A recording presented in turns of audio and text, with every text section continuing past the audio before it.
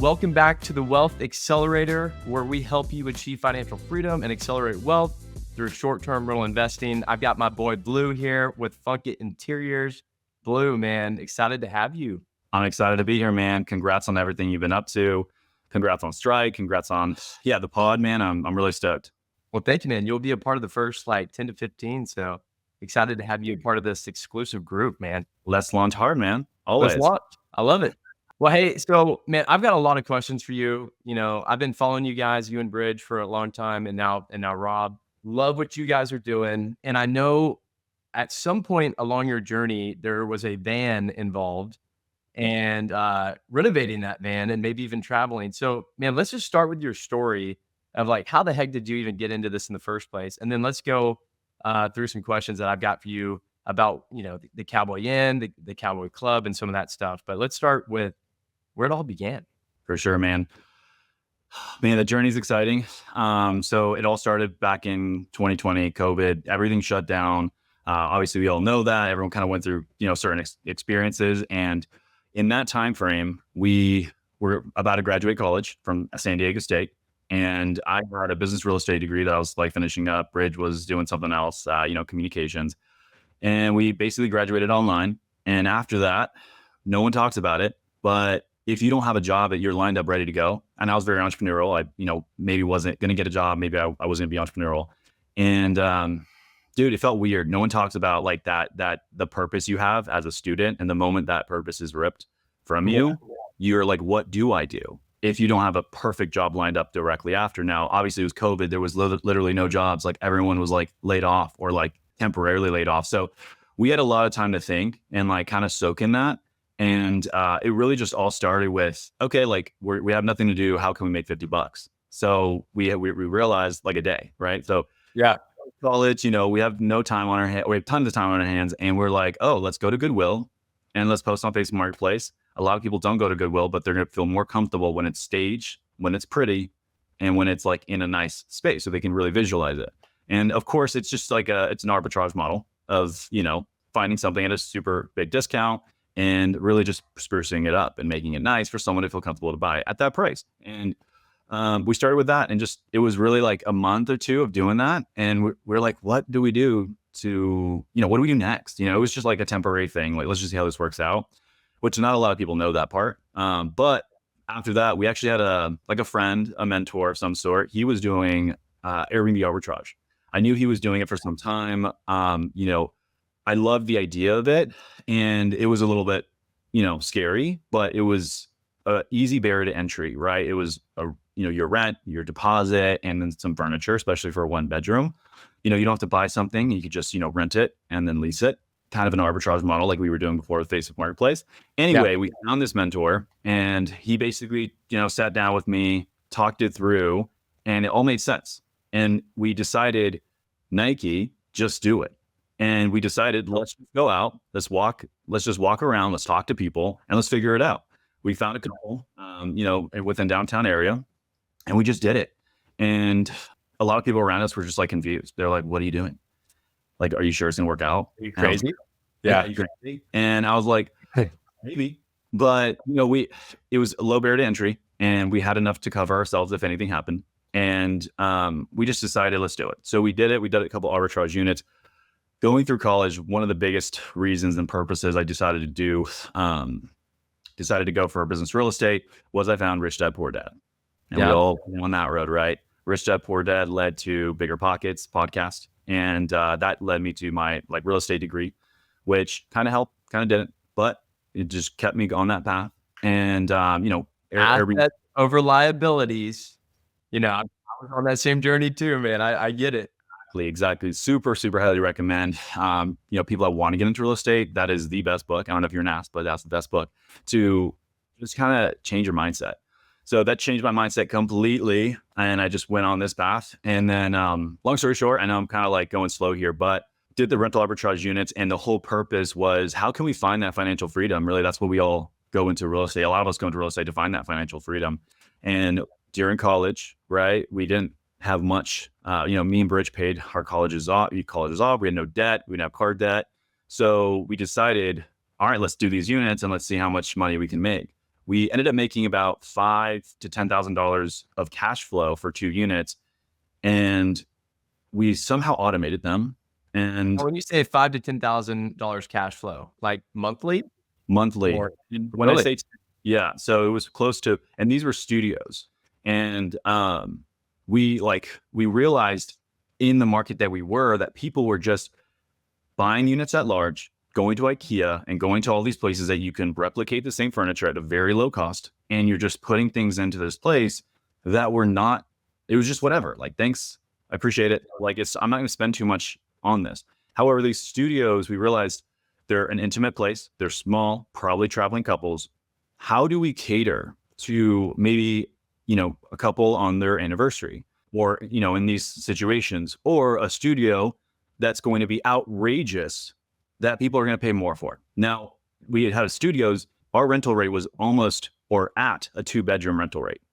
So when you looked at the market, like, we just realized, like, wow, the more you put in, we'll get more. So that's why we had about $5,000 to $10,000 of cash flow after our rent was paid for. Now, was this an arbitrage in Austin? So they were in San Diego at the time. This was like back in 2020. San Diego, small studio, Small but studio, they designed it was so well that you were renting at rates that 2 bedrooms were renting at. Exactly. Okay. Nice. Exactly. Yeah. So that was that, that'll happen. Our lease was going to be up in about a month or two. And Bridge had the bright idea, hey, let's just not stay in San Diego. Let's get a teardrop trailer. Let's renovate the teardrop trailer and let's get out of here. Let's travel the country and whatever. Let's do it. And her, like, she's a visionary, right? And I was like, I'm like the ops guy. So I'm like, all right, how do we do it? So we found a trailer. We renovated it in about a month. And then halfway through the renovation, we realized that the teardrop trailer was not going to fit my 6'1", body and her like 5'11" body comfortably, and traveling the country in this thing would have been terrible. So halfway through the renovation, we decided, all right, this isn't going to work. Our lease is still up. We have a month left. What do we do? And we're like, okay, let's automate our Airbnbs so we don't have to be here. Obviously, that was the idea of doing the teardrop trailer. But then we were like, dude, we can't do it. So let's buy a van. So we bought the smallest van that you can convert. It was partially converted. There was no electrical, no plumbing, no nothing. And I was like, all right. So I'm like the ops guy, like, how do I do it? So I busted on YouTube for a whole month straight. I had the opportunity, the financial freedom at that time, that we had no expenses, no kids, no nothing to like worry about, that we were like, okay, this is automated. We're getting a little bit of money here. Let's buy the van. Let's renovate it. So over a span of 30 days, I took a half converted van, meaning it just had a bed and some cabinets, and some insulation. And I put electrical, I put the plumbing, I put the sink, the countertops, the flooring, some solar, an upper deck, and just decked this thing out in 1 month. And we had a perfect amount of time. And this was 10-hour days of doing this for the whole month. And long story short, we got it done and we set off. We basically went across the country for a little over 4 to 5 months. And those were definitely some defining months there. Yeah. Was it the cash flow from the rentals that you had that was supporting you guys to just go across the country? For sure. Yeah. No, Okay. yeah, we had some money to buy it, to renovate it. And we kind of, we depleted quite a large amount of that to do that. We went all in too, to sell Bridget's car that she recently bought like a year ago. We're like, we had to sell it. Let's just sell it, whatever. Let's just go. And it was the confidence of having that like small amount of income, which is, sometimes it was like, let's just say it was $5,000 a month of like cash flow. It was that confidence that like we had just that was like, all right, we could do this. Like, let's just go. We could do this, and we can manage this like from afar. So we did that, for 4 to 5 months, and it was a journey, man. Nice, man. That sounds fun. Well, I know I saw the van and I was like, it's funny. My wife is like, you're the least handy person I've ever met. And it's hilarious because her dad is like the most handy person ever. And she's like, Matt, why did I marry? No, she didn't say that, but she's probably thinking it. But so I've learned a lot from YouTube, but I've seen your stuff and I'm like, I'm very impressed. I'm like, if you learned this stuff on YouTube, man, like that's pretty impressive. So, okay. So y'all did the van thing, then fast forward to where y'all are now. Yeah. So in between that, I forgot to mention. So in the van trip, Bridge is just like, oh, like, let's go for it. So anyway, we found another unit in Nashville that allows Airbnbs. So while we were in Idaho, she was like, let's do it. And I was like, okay, let's do it. And then Nike. So we signed the lease in like Idaho, and we had our lease starting in like 2 or 3 weeks. So we basically just like threw the van, east, and we were going to Nashville, and we basically set up an Airbnb there. That's where it's Bridget Bitch started to form. Bridge posted a journey of that rental, and the rental was doing really well. It was very marketable. Obviously, it got like millions and millions of views on TikTok. And that's really what started. It's Bridget Bitch. And then our journey to start helping others with their rental and start to increase their revenue as well. Interesting. Okay, so it started with the Nashville arbitrage. For sure. Yeah. Still have that property? We still have that one. Yeah. So it's still running, operating. And yeah, man, that's where it started. And then from there, people started reaching out and asking like, hey, can you do ours as well? And that's where we started for about a year and a half of me. It's just me and Bridge, just traveling, designing, setting them up, coordinating with contractors, etc. Very cool. So before we go on, I kind of want to zoom in on the Nashville property real quick, because that's interesting. I know there's a lot of people that love Nashville. I think there's a lot of fear around Nashville right now because of just where the market's gone and, STR regulations and all that stuff. I mean, first of all, did that property cash flow pretty well after y'all did it? And is it still cash flowing pretty well? So it's definitely dipped. I think every single rental, from 2021 to now has definitely dipped, right, from where we've seen it.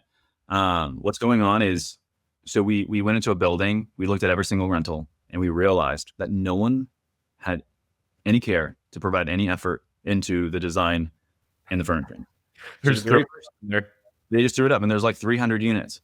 And we were like, how are we going to pay this rent? How are we going to make money? This is a lot of money for us, definitely at the time, right? And we were just like, we have to design it to be so design forward. We have to niche down, right? And find our audience. And our audience was, okay, Nashville, bachelorettes, let's go all in on bachelorettes.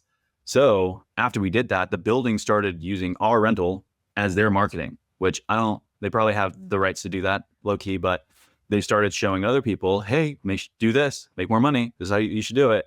So that they could have higher occupancy of the building. So they had a roadmap of like, what should you do to make money in this competitive market? And it has become more and more competitive. And we are doing a lot of rentals in Nashville, meaning for clients. And, Nashville is popping. There's a lot of demand. There's a lot of hotels, a lot of Airbnbs, but yeah, there is a lot of demand. So you definitely have to do the numbers, crunch them, and make sure that you're spending X amount of furniture and X amount on design to make sure you definitely have a good ROI. But yeah, it's definitely competitive, if that answers your question. So on Nashville, are you seeing a bigger opportunity with arbitrage properties or with buying properties and renovating them, like with the clients you're working with right now? Yeah. So, I mean, right now we're seeing a lot of people in the arbitrage space coming to us. We also have a couple cabins, out in the Smokies and all that in that area. So it's definitely a mix between them two. Arbitrage is really hard to make arbitrage work, especially when you're doing a designer and making, doing, quality furniture, et cetera. It has to be a long-term play, right? With arbitrage, your lease or something like that, or longer. Yeah. You definitely have to be in it for more than a year to make sure that you make your money back and then start to profit. But to be honest, we did arbitrage at the very start. So any new investor going into things, if you can arbitrage, or if you can co-host or whatever it may be, like doing that and just understanding the game before going in and like buying a house and doing the whole thing, like that is so key. Like we learned so much from that over the last few years. Okay. Yeah. Very cool. Okay. So after doing that, then now I see you're doing a lot of stuff with Rob, and things are kind of blowing up now with Funkit Interiors. Tell us how that all came about. For sure, man. So we decided we were in San Diego. We decided we needed to move, right? So after the van, we went back to San Diego. We chilled out for a little bit, and we're like, we got to move. And we decided Austin might be. We traveled it through Austin with a van. We were kind of like searching for a new home, and we just decided on Austin. And then when we were in San Diego, we packed up our unit there, and just like took everything to Austin. And in between that time, I was in a couple of mentorship programs such as RPM with Amy Majori. And I was just in that space of mentorship groups and stuff like that. And we found a house that we told none of our family members that we purchased in Austin. It was a $560,000 house in a very good area. And it was just almost dilapidated. It was, like I said, 1940s. And we were like, let's just do it. It's a good neighborhood. I like that motto, man. do it, man. So Yeah. we contemplated for a minute and we decided, all right, let's go. So we lived in this. It had a hole in the kitchen. It had roaches on the wall. It had a very odd smell. The back unit had a mold, and there was a ton. So there was a single family house and then a ADU garage conversion in the back. That was all of it was could have been demolished. Long story short, we raised money to kind of complete that project, and I've obviously did some sweat equity myself. And the whole point of that property was to make it a short-term rental, which now is called the Cowboy Inn or Cowboy Compound here in Austin. And that's one of our rentals that we purchased and have owned, that we have a full year's worth of income now to kind of show what design does for properties. But we did that, right? We started renting it. And in that time frame, we kind of knew Rob, here and there, and we reached out a couple times. And he finally reached out because he actually got a property a little bit further out than ideal for most people to travel to when you're coming to Austin. That was the one north of Austin, right? It's north of Austin. Yep. It's about 15, 20 minutes away from like downtown. And it's definitely lower purchase price for him. He had to do a lot of renovation, et cetera, but he decided to pull in a team to really design this place. And just like, how can we get people out here? How can we market the heck out of it? So he at that point, he decided, all right, let's pull the trigger. Let's hire, me and Bridge at the time to do this. So, ended up designing it. We decided to go full bachelorette themed, pink pickleball court, everything pink inside, as you can see on the Airbnb page, but basically just went all out. And he's been seeing some great numbers, especially out there with that purchase price. He also got seller finance. So, oh my God, his interest rate's amazing, right? So, yeah. So, I think right now he launched, beginning of this year, and it's projected to do like 120 this year. And then next year, probably closer to 150. Are you able to say any details on like purchase price or is that I all? don't know. Yeah, I don't know purchase price like exactly. I just know that area is definitely like way less than like the hub of Austin. Yeah. But How many bedrooms is that property? Is it 4? it's actually a 3-bedroom, surprisingly. Yeah, 3-bedroom. 3-bedroom making 120 grand. Yeah, Nice. Outside of Austin. So that just goes to show, for sure. And then just to go back on our Cowboy Inn, the Cowboy Inn, we finally have a full year of data. I was projecting 130. I was like, if we make 130, I'll be happy. Long story short, we did a data report that would say, okay, $70,000, $80,000 is probably possible. And I was like, okay, I think we do 130. Right now, we're a full year's worth of data for a 4-bedroom, 3-bath. We're sitting at 160,000. So so it's pretty insane on that property. That was also seller finance. So we have a 3.7% interest rate on it. So we're stoked on that. But anyway, Nice. so we met Rob. We were like, Rob, like, yo, let's do something, man. Like, what do you think? And he kind of pondered on it for a little bit. And, we were still like doing his property, kind of chatting, doing a little thing. But we threw it out there and we're like, hey, man, I think it'll be a good fit. And then from there, after the whole thing was done, he was making some money, things were changing in his life. He was like, I think that, let's do it. He said the same thing, like, Nike, let's just do it. Let's do it, baby. Yeah, we just joined forces, now we're the 3 Avengers, and it's been great, man. Rob has great feedback, great thoughts. He's a great entrepreneur, a great friend. So very smart guy. He's a, owner of Host Camp, which is a huge community of short-term rental investors, which, highly recommend joining community, that being one of them. So yeah, man, that's where it started. Amazing. Well, I know for me, I've personally been impacted by all of you guys, you, Bridge, and Rob. I've been, watching y'all's transformation of properties over the past couple of years, and then been watching, Rob's YouTube channels and all that stuff, learning a ton from him. So the fact that y'all joined forces is amazing. I think it's going to be an incredible partnership. And so let's talk a little bit more about Funkit Interiors, because that just launched this year. Yeah, joined forces this year. Now we're officially Funkit, and full force, full head. I love it. So how many customers do y'all currently have now? And is it growing pretty quick? What's kind of the status of Funkit since just launching this year? Yeah, man. No, it's been amazing. We've been growing our team. So just growing our design team, growing our project management team, us, owners on the back end, just really trying to provide the most value to our clients as possible and like get feedback, figure out what's working, what's not.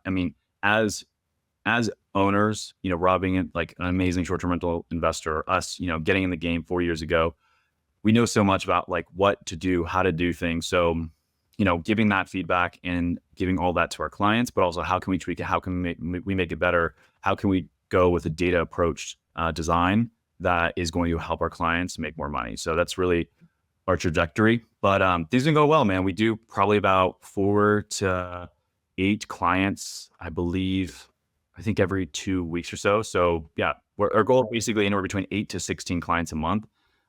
So that's basically where we're at in regards to our team, but we're constantly growing in regards to projects. And we've done, we do everything from the interior to the landscape. Now, I'm the COO, CFO of the company, but I'm also the landscape designer. And what does that mean? So Bridge is our lead designer on the inside and making sure everything works out. And then right now I'm the landscape designer for, all of our houses that do have some landscape. Now, I'm going to go into a whole new tangent, but did you have anything? Okay, cool. So I want to hear more. Yeah. So basically, as we all know, both the interior and the exterior, they speak volumes to your clientele. How can we market more to our clientele? How can you how can we stop the scroll? So we created a scroll stopping listing. And how do you make sure that you stand out from the crowd and you get picked every single time? You make sure that the interior and the exterior is fully jam-packed with a design, with a theme, and the landscape is just kind of out of this world. So basically, yeah, that's kind of what I do in the company at the moment. And it's so important that both of those are curated. So you talk to your customer, basically. And I totally agree with you. And so I'll tell you a story and would love just your feedback of how we can help, our listeners today really understand the importance of this. So, I launched a coaching program. I've been coaching a bunch of people right now. One of my clients just closed on a property in Fredericksburg. Another one's about to close on one in North Charleston. And so it's kind of all over the place. But the biggest thing I'm hearing from them is like this design furnishing thing. Do I really want to spend $100,000 or $150,000 on, murals and hot tubs and all this stuff? And so the biggest thing I'm hearing is like this fear of like spending all this capital into a property they may have already put 10 to 20% down. So an extra 100 grand on top of all that. And then they're probably thinking, well, what if I spend all this and then no one comes up to my property because it's an Airbnb, there's no guarantees. So let me ask you that, is it worth it? And I think we know the answer, but help me and our listeners understand, is it really worth spending 50 to 100,000 or whatever the number is for these properties? Are you seeing the ROI? For sure. 100%. And that's why clients are coming and knocking at our door, and we have a wait list of people. And as we grow, of course, we're going to like limit that wait list. But people are realizing if you're getting into the short-term rental game, there's many hosts out there, many hedge funds that are using designers, using top talent to make their Airbnbs stand out, to make their Airbnbs the top 1, 5 to 10% of the market. So when these hedge funds and when these short-term rental investors are out there, and you know that they're out there, as time goes on and they continue to get more competitive, what happens to all of those medium to low end listings? As everything goes down, even the top listings are going to see a little bit of impact, right? But if you are going to position yourself at the 90th percentile of a listing, meaning that your design and your amenities are top tier, it's an amazing property, you get amazing photos, you're going to stay at the top. Now, I kind of talked about, right, being in that top 10% of your market, right? The reason for that is you talked about fear. Now, a lot of people are fearful to spend some more money on design, to spend some more money on amenities, and to really deck it out. I'll say it this way. Imagine you go into this, you put 20% down. This might be a ton of money for you, right? You put all this money down and you decide, I'm going to do it myself. I'm going to just try it out. I'm going to throw furniture in there. I'm going to cheap out here. I'm going to cheap out there. And you throw your listing on the market. Imagine you're competing against hedge funds and people are using designers and those properties that are going to be chosen and picked off first. And then of course, hopefully they get to you. I want to like show that the fear of not getting booked, you're going to have more fear when you don't get booked because your listing is not the top 90%. And I've been there. We have done a listing that we did not put too much into. We didn't go all for, wallpaper and the outdoor area, right? At this time, we didn't have too much. And we're like, okay, what do we do? And guess what? I had constant fear that my listing was not going to get booked, which it wasn't. I literally was worried every day. I was like, when is that booking going to come? I had almost anxiety. Like, when is it going to come? I'm relying on this. So, and on top of that, my clientele wasn't the clientele that was going to spend the money. Yeah. They're not the clientele I wanted in my property. And when I have to reduce my rates to bare minimum rates because my property isn't designed as well, I'm worried about the clientele that's in my property. Yeah. And I've been there, and I've been at I have most of my properties are at 90%. But it's so funny because I'm so glad I have a perfect example of you don't want to have that fear and anxiety going forward, knowing you spend so much money to half-ass it. Give 100% of your effort at the front. Do the design. Do what these professionals are telling you to do because they are looking at the market. They're looking at data. They're looking at other properties and trends and all this stuff that, to be frank, not a lot of us have time to do. Whether you have a full-time job or you're just getting into the game, we're going to give you so much value and so much connections, relationships that we've garnered to say, hey, go to this person, this person can install for you. This is the cheap way to go. So yeah, I hope that answers your question, because that's exactly why people come to us, because they realize that like they can't be average anymore. The short-term rental game is not average. You have to go above and beyond and provide as much value to your clientele. Well, you said something interesting a second ago, institutions getting into the space. So I've been in commercial real estate for 11 years. Previously, I had a company called JLL, and now I'm doing this, short-term rentals, full time. But I knew, back with our capital markets team, we would have these weekly meetings, and they said after COVID, especially after like 2022, I think there was trillions of dollars on the sidelines as dry powder looking for real estate deals to get into to maximize the returns. And office space is what I was focused on. Just, wasn't really exciting because after COVID, no one was really going back to the office. And so based on what you're saying, it sounds like some of that money from these institutions is now kind of trickling in or maybe flooding in to short-term rentals. How much are you seeing from like institutions or hedge funds out there that are getting into the game? I mean, there's not a lot, right? But there's definitely, just having a couple on the playing field that have a huge arsenal of cash just sitting there ready to go. Like, you don't need that many funds or hedge funds to really make a big difference. But what I am seeing is there's tax benefits for having a short-term rental, meaning like every year as, a high net worth individual, if you are going to put your money into a short-term rental, there's a huge tax benefit called a cost seg, right? And these people, high net individuals, they're almost like incentivized, right? Every single year to put something on the market. And guess what? They don't have a lot of time to do it, right? So they're going to hire a designer and an install team to do it. So if you're just going in and you're in that same market as that high net individual who says, I have money, I need a tax break, I need to set up a rental, and I want it to be the best, because that's just what I've been hearing and I've been learning from my communities. Just be the best and you're going to be well off. So they're just coming in, and every single year we're seeing a lot of short-term rentals hit the market. Yeah. It's going to happen, right? Like, we're going to continue to get flooded, it's especially in these little hubs like Scottsdale and Gatlinburg and all these all these travel destinations, right? And Florida, Miami, there's a huge travel destination, but there's a huge amount of inventory of short-term rentals. And at the end of the day, it's an amenity race, it's a design race, and you want to be on top of that. So that's what we do. Yeah. I mean, I'm seeing that too. Like, you can either be the 50th percentile of the market, like most people out there, that's why it's average, or you could be 90th and in some cases double your revenue, or who knows how much you could do more. Just kind of depends. But are you seeing most of your properties and most of your clients' properties hitting that 90th percentile or even the 75th or higher after they work with you guys to hit those higher metrics? Oh, 100%. Yeah. No, we always pride ourselves. Any property we do, we're going to be the top 90% every single time. And I'm going to price my average daily rate accordingly. I know exactly what we're valued at. So I'm always, when I launch, I mean, maybe I'll go like 80% or something like that on the ARV to start off to kind of get some more, people through the door, more reviews.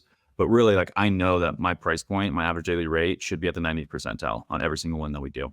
But for our clients, we're always looking at our clients on their exterior, on the interior. How can we make them the 90th percentile? We treat it as our own home. And we're like, if this was our investment, how are we going to maximize this for us, meaning our clients? Gotcha.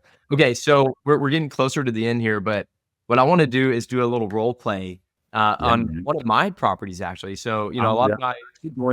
I was going to ask, man, because you just got a property that this was, I think, your first, right? Well, let's see here. Well, you may be thinking about Fredericksburg, which we could do that one. I was thinking about Canyon Lake. Oh, interesting. Okay, gotcha. But I know you did a property recently and you're doing some amazing numbers, right? Well, yeah, that one's in College Station, but yeah, similar story of like, it's the first one we actually went all in on and basically sold off my entire 401k, IRA, all my crypto. It was hard, but I did it, and it was worth it. We're like the 90th percentile. We made like 12 grand on the UT A&M weekend. I mean, it was amazing. It was very scary, putting that amount of money down, but I was like you said, just do it. And, I had a lot of great, data out there to be able to support the decision. But sometimes the data tells you, but you're like, I don't know how much I believe it, but let's just do it, see what happens. Sure. For sure. It's a calculated decision, right? Like, we have data. Sometimes we can trust the data, and sometimes we have to be pioneers in the industry, which we are here, like at Funkit. Like, if there's a data point that says, hey, your property can only make this, like this is a 50 percentile, a lot of people are like, like, it's kind of scary. Like, this is what it says. But then we're like, okay, well, what is the 90 percentile? What does that say? And Strike, you guys are an absolute, like, just hero in this. AirDNA, I believe that Strike is the next AirDNA. And like, you guys have a way better platform that can actually provide those percentiles and see what is possible. And a lot of people get stuck on the average because they're trying to be conservative. But like, what if? Like, and what is that top 90 percentile number? And I think Strike does a really good job at finding that. Awesome. I love right when you said it. I think either your text message went off or mine, and it went ding. Oh, Like, did it? it struck. It was awesome. Well, okay, so I want to ask you. So I partnered on this deal in Canyon Lake, and I found the deal on Strike, and it was showing me, the 50th, 75th, and 90th percentile of the market. And it was my first partnership deal. I've done 3, STRs on my own with my wife, and this one, I was able to find it on the platform, and it showed me my 50th, 75th, and 90th percentile revenues. And on the low end, it was showing like 60 grand. On the higher end, it was showing, closer to like 100,000 or maybe even more if you got to that upper end. And we bought the home for a little under 500,000. So could probably make like 110,000 if we were on that 90th. But right now we're kind of estimating 80 to 90 because we've put in about 75% effort. So we're probably expecting like 75% result. But one thing I'm dealing with, and most of my listeners will be dealing with as well, is again going back to that question of fear and capital. Is it worth it? So what I would like to do is kind of take them through that experience with you right now with my own property, and and this is not just me, but this is my father-in-law, who's the other capital partner that's going to hear this, and if we've got to wrestle with, is it worth it? So let's just do a little role play. I come to you, I say, hey, Blue, Funkit Interiors, I've got this property in Canyon Lake, Texas. It's a 4-bedroom home, has really cool views of like this canyon area that's right next to the lake. It's close to the river. There's all sorts of stuff to do, just right outside of San Antonio, Austin. So it's a great, drive destination for these growing populations. What would that look like on an intro call for some of the listeners if they have a property in mind that they want to talk to you about? Yeah, for sure. So first of all, doing like the preliminary like research on the property, making sure it's gonna be profitable, et cetera, do conservative numbers, et cetera, right? So they usually do come with the idea of they know exactly like where to buy, what to buy, et cetera. But on the idea of like, is it worth it for you to bring an interior designer on to your team and make sure that it's going to be the top 90 percentile? I always bring it up this way, and I'll just use easy numbers, right? So let's just say You're going to go into this, you're going to put 20% down. Obviously, it's probably a lot of money. And on top of that, you're expected to do get a designer that's going to charge you anywhere between, $5 to $8 square foot. On top of that, you need to buy the furniture. On top of that, you need to have an installation team. You need to get your amenities, your landscape. Like there's a lot that goes into, of course, the huge budget, right? To get all this done. One, there's 100 moving pieces. If I'm sure you've been there, you have to make 400 to 500 decisions, from essentials to consumables, to furniture, to color palettes, to amenities, to landscape design and decisions. There's a time value of like money, right? Where what's my time worth? So you have to decide that for yourself. But you also just have to decide, let's just say you do this yourself and you got this rental and you didn't do it yourself. You may save some money, but let's just say, for example, the property is going to make, the average of 75 percentile is making 100,000. Now, if that's your average or, what you can make and you can make 100,000, great. What happens when you go from the 50 or 75% all the way to 90% and you're the top of your market? Let's just say instead of 100, you're going to make $30,000 or $60,000 of potential income.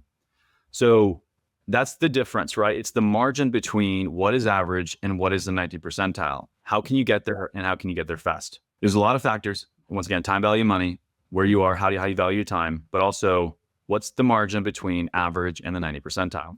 Okay. So if you're hiring a designer, and let's just say the designer, like for the design cost and everything to compile a blueprint for you, let's just say it's going to be $12,000. Let's say it's $15,000. The margin between, let's just say $100,000 to $130,000, you're sitting at a $30,000 margin. So you made, what is that, 150%? Like if you paid $15,000 for the designer, right? So like you're making like 100% return. That's our goal, really. If you're going to get a design team, our goal is to have 100% return on investment, right? Between that margin of average and the 90 percentile, you're amazing, you're perfect, and you're never going to go out of style. So really what would happen is if I was willing to spend that extra capital now, my revenues should increase proportionately or maybe a lot more so that the capital I just spent, I'm able to recoup maybe within a year's time frame or, sooner or, close to like 12 months to where anything later on, then the net on that is just way better. Exactly. So that's our goal, right? For the very first year, you're going to be recouping your entire investment, but also the investment that, if you would not have hired a designer, right? I don't know. At the end of the day, we've done it for many, many clients and it has made sense every single time. It's made sense for our personal properties that we've done. We go to the fullest extent up front. And here's the thing. A lot of people are like, oh, I'll do it later, or I'll go back and I'll add it later. No, you won't. You're going to be busy. You're going to be thinking about the next project, which Rob says this perfectly. If you are in that case and you've already have an Airbnb and it's not producing that much money and you're like, all right, I got to do something, make sure that you maximize your one short-term rental that you have and then move on to the next. Don't try to go find another property without maximizing your other property first. Like there's so much dollars that you're just leaving there. Add a hot tub where you can. Add a sauna, if it makes sense for you. Like add the design, of course, right? If your property's not fully designed. But that's a little separate conversation there. But yeah. Does that kind of clarify that? That helps. And I think, for me, in my mind, I know you guys have two levels of services. There's more of like the design and then a handoff, right? Where then, we would take it and then go implement. And then there's a full service. Can you explain a little differences of those and maybe some cost structures of that? For sure. Yeah. So the virtual design is what we start with every single client. Now, the virtual design is going to be the interior, the exterior. We're going to get a data report. We're going to get a mat report. So it's going to 3D scan the entire thing from the inside to the outside. So we'll have measurements of everything. So that's our virtual service where it's going to take anywhere between 10, 14, maybe even 30 days if it's a massive property, talking 6,000 square feet, right? But just depends on the timeline in regards to like your property and what you need. But that is our virtual service where it's going to be anywhere between $5 to $8 a square foot, depending on size of the home. Now, that's the virtual service. Once the virtual service is complete, we have also an install team. So if you wanted to use our install team, basically our team would fly out, receive packages, build the furniture, put the wallpaper up, do all that stuff if you've done it, you've done it, I've done it, and it is a production. It is your day in, day out. You're on the timeline. You have money going out the door because every single day without you being rented, you're like stressed and you're like, let's go. Like, I need to do this fast. So we understand that, right? So we have an install team that would go out there, they'll fly, they'll do everything for you. What should you expect, right? Now the range is super like different depending on the design. On average, you can see about $15 to $20 a square foot for the full install service with like wallpaper, paint, trash removal, the furniture build out, and like painting and all that stuff, right? Now, once again, 15 to 20, sorry, I meant to say 10 to $15 a square foot, averaging about 12, somewhere around there for the actual install. Once again, super broad range. Sometimes properties are outliers that could be outside that range. And of course, the design, maybe our designer picks way more wallpaper, or they pick more paint, or the amenities are out like a little bit crazier. But yeah, so that's what our install team does. The only thing that they don't do is they're not going to go in there and install turf for you. They're not going to go in there and install a pool. They're not going to go in there and install a deck with a cowboy pool in it. So that is on the landscaping side, y'all still design it, and you may even help coordinate with contractors potentially, or is that on us to go coordinate with the contractors for the landscape specifically? For the landscape specifically, just due to the liability and just a ton more that goes around it, we basically hand off a full landscape 3D model for our clients. And that's what I do, right? So I'm going to go on a call with you. I'm going to build out your house. I'm going to build out your yard, understand your survey lines and like your boundaries. And then I'm going to see like, how can I maximize this property to its fullest extent? Even if you don't do everything at the moment, down the line, let's make sure we keep that space open for what you're going to do to it. But that landscape render and design comes with the interior design as well. So you kind of have a full 100% scope and overview of what your property should be looking like. At that point, we definitely recommend you to an installer, like a landscape installer, if we have one. But most of our clients, they're pretty diverse. They talk to people, so they usually find someone on Facebook groups or other short-term rental communities, etc. So usually gets done all the time. And we have a GC like locally. So if we have GC locally, we always recommend. So maybe what would be fun, and we could, see what this would look like later. I'd love to give you the address of one of my properties, that one in Canyon Lake, and let you just do some research on it. And then we could huddle up later, maybe even get on another pod later and discuss it and really flesh it out and see if it's worth, just like we said, worth putting in the capital for the type of return we're going to get. And so I'll send that address to you separately. And that way you can be taking a look at it. And then would love just your feedback on it, because I'm seriously considering having you guys join. I just got a capital partner. I got to talk into it. So we've got to work together to figure it out. Cool, man. Yeah, for sure. Send it over. And of course, you have Strike on your hands that can understand the data and really understand what's driving the market. And then at that point, yeah, we could do some number crunching and figure it out. But I mean, most markets, man, I mean, it makes sense. Sometimes if you're just doing a conventional stay, yeah, do it yourself. But if you're going all in on short-term rentals, you have to talk to your audience. You have to have a marketable product. You have to have amenities. You have to have design. People will pay more if you do that. So give value and you'll receive value back. Okay. So for the listeners, most of them probably are newer investors or maybe about to get their second or third property. Biggest piece of advice for them before we sign out? For sure. I think the biggest one, I mean, I have a couple, but join a community. I would have never done arbitrage if I didn't have at least one person that gave me a roadmap, an idea, knowing that it works, right? Of course, take risk, but like take calculated risk. So join a community of people that are doing things. It's also going to open your mindset. If everyone in your family, if one of your friends isn't doing this, and every one of your family says real estate's going to crash, or you're not, like I got damaged by real estate, you're going to be so scared. And when I had family members saying that to me, I joined that community every week, and I would see people doing deals every single day across the country. And that gave me the confidence to say, I'm tired of hearing what you're telling me. I'm going to go to a space. I'm going to go into a room that's going to help me understand how can I do it, not be fearful of it. It's joining communities like you have, right? Like people who have done it. And there's a lot of communities out there and a lot of mentors out there. They do one, they do two, and they like just jump right into it and they start like mentoring, which sometimes that works out, sometimes it doesn't. But it's really the mentors that are actively in the space, that are doing it, that are sharing the good and the bad. And those are the mentorship groups that highly recommend. So like, once again, join a community and it's going to just take you to different places. Right. Right. And the next one is Nike. Just do it. Do Join a it. community, read a book, understand what that says, and then just do it. Right. Like every decision that me and Bridge have made over the last 3 years, if I didn't say, okay, sure, like let's do it, let's figure it out, like we would have not been here if I would have been like really skeptical. And I am skeptical and analytical in many cases, but I just figured out what is the path of least resistant. So yeah, we found it and we did it. And the one thing that when you get there, especially on your first and second, is don't forget the journey and don't forget to celebrate your wins. Every single rental that we've ever listed, from arbitrage to things that we own, we always gather family and friends. We bring them over when it's fully done. We take photos, we do hibachi, we celebrate, they bring drinks. Those are the moments really in life. Like, what do we all do this for? One, financial freedom, long-term wealth. Real estate's not going to get you crazy rich, right? But it's like, those are very amazing moments. Don't forget the journey, celebrate them when you have them, and make tons of relationships, at that moment in time, right?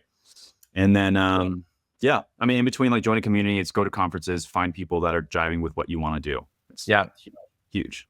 I love it, man. Yeah, I think you hit it on the head a second ago. Like, that's one reason, one, I've gone all in on short-term rentals, because one, just the financial opportunity is huge, but two, like, you get to enjoy these properties with your family and with your friends and get to like and celebrate things there. And I mean, they're only leased out, 50, 60% of the time. And so you actually get to go experience them. And I talk about this all the time, on social and stuff, where I'm like, I call it a lifestyle asset. And you can invest in 401ks, you can invest in crypto, you can invest all this stuff, but all you're doing is watching your numbers go up and down. Where here, you spend your capital and like, you get to go create memories and go spend with your daughter, your son, or your wife, whoever. And it makes it so much fun. So anyway, Blue, great insights, man. I really appreciate you coming on. Last question for you. How can people get a hold of you if they want to reach out? Yeah, I think Instagram's great. So blue_Delgado. Also our Funkit Interiors website, our email there is info@funkitinteriors.com. Go on our website, check us out. If you want to follow our lead designer, Bridget, it's Bridget Bitch on Instagram. So just follow our accounts for our Funkit Interiors Instagram account. Feel free to reach out on my personal or on one of our accounts. And looking forward to hopefully doing, one of your students' properties in the future, and hopefully yours in Canyon Lake. I love it, man. Well, thanks for coming on, and hope to have you on again in the future.